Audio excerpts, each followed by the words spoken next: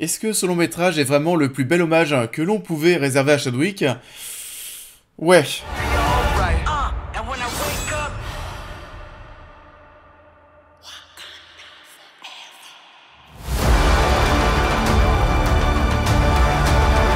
Bonjour à tous, j'espère que vous allez bien. On se retrouve aujourd'hui pour un film ultra attendu, Black Panther Wakanda Forever, la suite du film événement de 2018. La critique est disponible sur la chaîne. On l'attendait bien entendu comme tout projet Marvel, mais aussi parce que Chadwick Boseman nous a malheureusement quittés. Comment s'en sont tirés Disney et Marvel Studios? Ça faisait partie de nos questions. Black Panther Wakanda Forever, on en parle. Black Panther Wakanda Forever est toujours réalisé par Ryan Coogler. Après la mort du roi T'Challa, alors que le peuple s'efforce d'aller de l'avant, nos héros vont devoir s'unir, et cela pour faire entrer le Wakanda dans une nouvelle ère, mais une terrible menace surgit d'un royaume caché au plus profond des océans. Alors Black Panther Wakanda Forever, c'est vrai que j'avais de très grosses attentes. Je sais pas si vous avez suivi l'actualité Marvel sur la chaîne, cette année en tout cas, mais ce Wakanda Forever, c'était le film MCU que j'attendais le plus de 2022. Bien plus que Thor 4, bien plus que Strange 2. Non, vraiment, ce Black Panther 2, je l'attendais vraiment. J'étais pas pourtant un giga fan du premier opus, mais j'avais très hâte de voir ce qu'on allait faire sans Chadwick, pour Chadwick. Vous le savez, normalement, je ne vous apprends absolument rien. La franchise a perdu son acteur principal et c'était vraiment la cata pour l'univers et pour tout ce que représentait ce monsieur. Au niveau du film, forcément, il a fallu revoir le scénario. Il fallait savoir tout naturellement, mais qui allait passer après Chadwick, qui allait reprendre le costume et devenir une icône, etc., etc. Et il a fallu gérer tout ça durant le Covid. C'était un giga bordel. Mais c'est bon, c'est là, Wakanda Forever est au cinéma, et est-ce que j'ai été ému, est-ce que j'ai été comblé? C'est le Marvel que j'attendais le plus. Et je dois vous dire que, comme le premier film, je suis assez mitigé. Il y aura une partie spoilers, soyez rassurés plus tard durant la vidéo. J'ai adoré en gros, grosso modo, le long métrage pendant 1h30, je dirais. Puis ensuite, c'est vrai que la deuxième partie, j'ai trouvé ça moins ouf. J'avais déjà quelques craintes à propos de la durée du film. Ça dure 2h40. 2h40, et oui, il va falloir trouver un petit peu de temps. J'ai pas forcément trouvé ça long, je me suis pas ennuyé, c'est vrai. Maintenant, la première partie qui dure 1h30, que j'ai plutôt bien appréciée, c'est une partie où il n'y a pas trop d'action.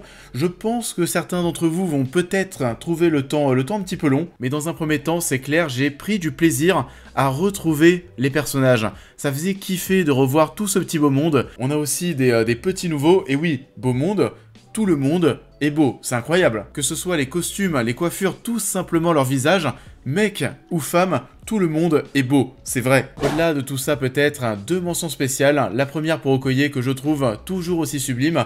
Il me semble, oui, c'est pas abandonné. On a un show télé sur Disney+ qui devrait arriver. On n'en a pas trop entendu parler dernièrement, je sais pas si ça avance. En tout cas, elle est toujours aussi badass, aussi classe, avec des parties aussi un petit peu plus émotionnelles la concernant. Mais la vraie reine du film, la Queen, elle porte très bien son titre. C'est Ramonda, elle déchire vraiment, c'est peut-être certainement la femme la plus inspirante du long métrage. J'ai adoré, j'ai plutôt bien aimé aussi l'introduction de Riri Williams dans le MCU, alias Ironheart. Elle, c'est sûr, sa série arrive, elle était plutôt cool, j'ai bien accroché. Ça fait quelques petites femmes dernièrement qui rejoignent l'univers qui sont bien à mon sens. Je vais penser notamment à Miss Marvel qui était assez attachante.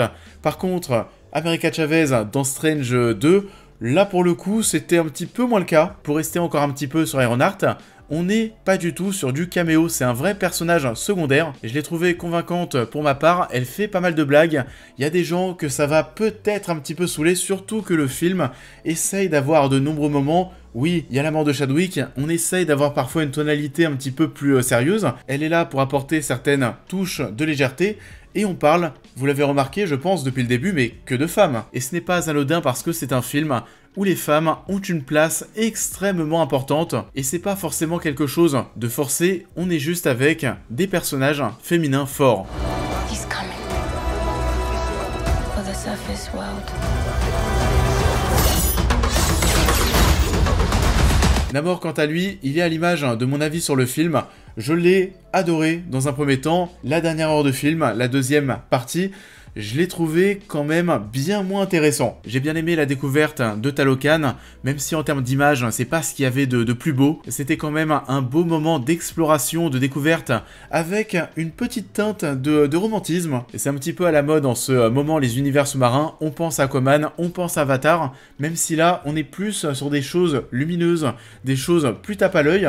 Là, du côté de Talokan, on est sur quelque chose de très sombre, de poisseux, de vert. Ça manque peut-être un petit peu de visibilité et d'éclairage.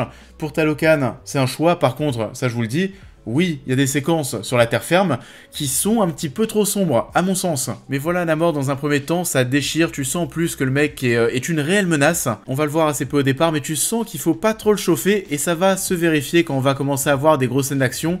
Mais là où au départ tu peux ressentir une certaine tendresse pour cet homme, une petite compréhension de ses actions, et bah plus t'avances, plus tu le trouves un petit peu bête. Donc ouais, j'ai pas forcément été convaincu à 100% par Namor, c'est dommage parce que ça partait bien, et malheureusement, j'ai un gros souci avec Shuri, et ça, c'est problématique. Et c'était l'une des choses que j'attendais le plus dans ce nouveau projet, on va revenir sur elle en partie spoilers, mais j'ai pas été convaincu. Show them. On peut s'arrêter aussi dès maintenant sur ce qui a été vraiment le gros point fort du premier film, la direction artistique. Ça fonctionne toujours autant, que ce soit les accents des acteurs, les décors, les costumes, la bande originale de l'œuvre, bien sûr.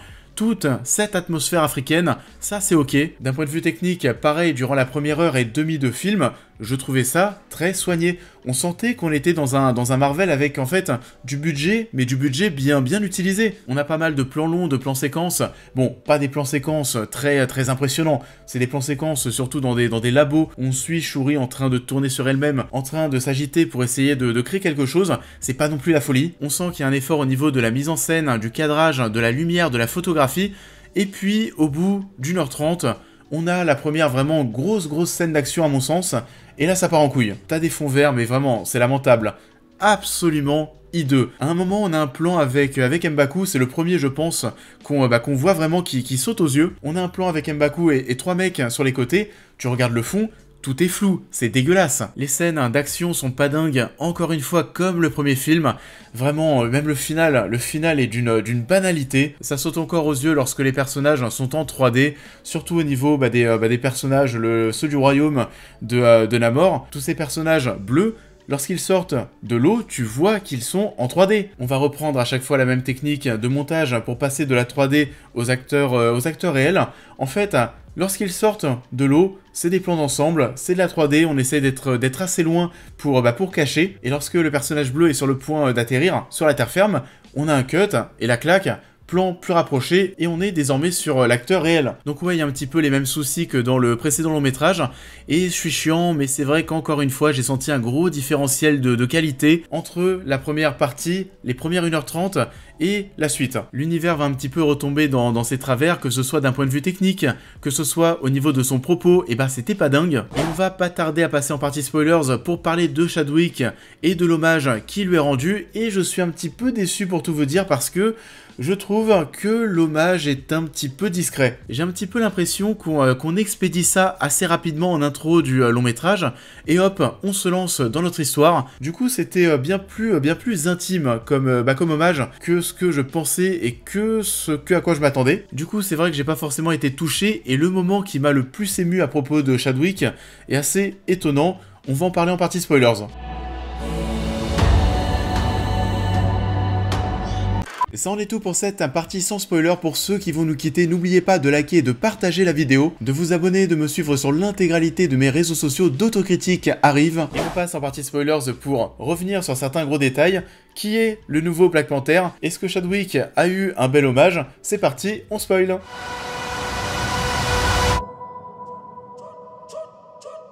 Alors ouais, c'est vrai que lorsque l'on te vend avant la projection le fait qu'on va être face au plus bel hommage qu'on pouvait faire à Chadwick, c'est discret, c'est très intime, c'est un choix, hein. Attention, je dis pas que c'est mauvais, mais c'est vrai que ça m'a pas tiré les larmes. Encore une fois, ça se respecte, mais si on peut comparer ce projet, on va bien sûr le comparer à Fast and Furious 7, qui avait aussi subi un drame avec la mort de Paul Walker, sauf que là l'hommage était tellement marquant et bien plus long.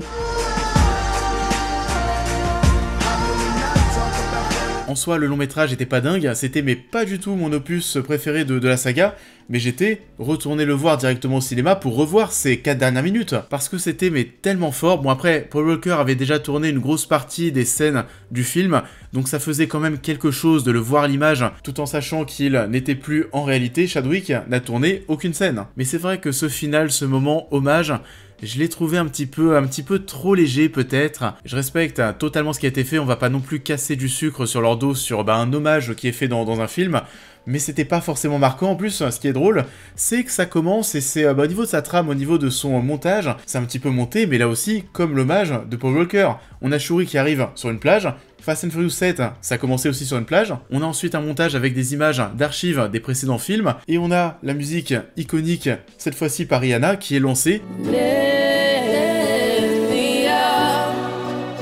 Ça m'a beaucoup moins touché que ce à quoi je m'attendais, et pourtant la mort de Chadwick, je m'en souviendrai toute ma vie. On s'est réveillé un matin, on a eu l'information au réveil, j'ai connu meilleur réveil, des réveils un petit peu moins choquants, c'est vrai. Le passage qui m'a le plus ému dans le film à propos de Chadwick, c'est l'apparition du logo Marvel Studios au début du long métrage. Du coup, Shuri devient Black Panther, et là j'ai du mal parce que déjà Letitia White joue plutôt mal, c'est assez forcé au niveau de son intonation de voix, au niveau de ses gestes, etc.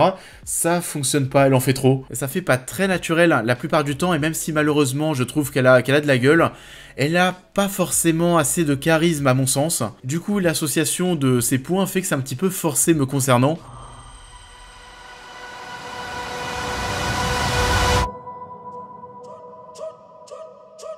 Et d'ailleurs, ça aussi, c'est assez drôle, mais je suis passé, je sais pas si vous avez vu ma critique du premier film Black Panther que j'ai sorti hier, mais je vous disais, justement, que j'adorais pour le coup la théorie où Killmonger revenait en gros d'entre les morts pour devenir Black Panther, récupérer au passage les valeurs de T'Challa. Killmonger apparaît dans le film, et alors là, totalement gouré, déjà c'était une surprise, mais le mec ne revient pas du tout pour faire le bien. Au contraire, il est là pour mettre un petit peu le bordel dans l'esprit de Shuri. Bon, Killmonger, faut faire son deuil, il va rester à jamais camper sur ses positions, c'est terminé. RIP Michael B. Jordan. Concernant la petite nouvelle Ironheart, on en a parlé tout à l'heure. J'ai pas été très fan de son costume à la fin, le costume aussi qu'a Okoye. On est dans Power Rangers, c'est pas possible. C'est pas du tout ce qui les mettait le plus en valeur, on verra comment ça évolue par la suite. Ramonda meurt, c'était un petit peu prévisible en soi parce qu'on la voyait pas mal jusque là. Namor se caractérise comme un mutant, on entend de plus en plus le mot. Bien sûr, les mutants, les X-Men arrivent dans l'univers, même si on sait que c'est pas pour maintenant. Et en fait, pour revenir sur Namor, on va conclure avec ça. Je l'ai trouvé à l'image du long métrage, comme je le disais. Je l'ai bien aimé en fait, jusqu'au combat qu'on a au Wakanda, où là déjà d'un point de vue technique, ça commence un petit peu à flancher au niveau des effets spéciaux, au niveau des fonds verts, etc. etc. La scène d'action en soi aussi est pas dingue. Tout le côté attachant, attendrissant presque de Namor disparaît, et ça devient un personnage bête, qui ne pense que par la vengeance, qui ne pense que par la violence, et c'est là où je l'ai trouvé beaucoup moins intéressant et il devient banal. Son développement en fait de personnage est assez brutal comme celui de Shuri. Et sinon, voilà, en fait, j'ai bien aimé, vous savez, la première heure 30 de film, j'aimais bien quand ça se reniflait un petit peu les fesses entre le royaume de Namor et les Wakandais. Jusqu'ici, on était en pleine exploration, en pleine découverte, on savait pas forcément où est-ce que ça allait aller, donc, vous l'avez compris, sentiment assez mitigé concernant ce Black Panther 2.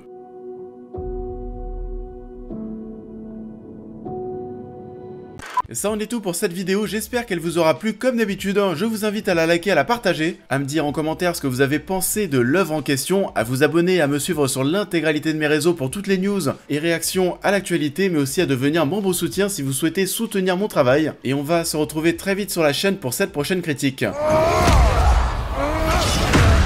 you a calm and reasonable person?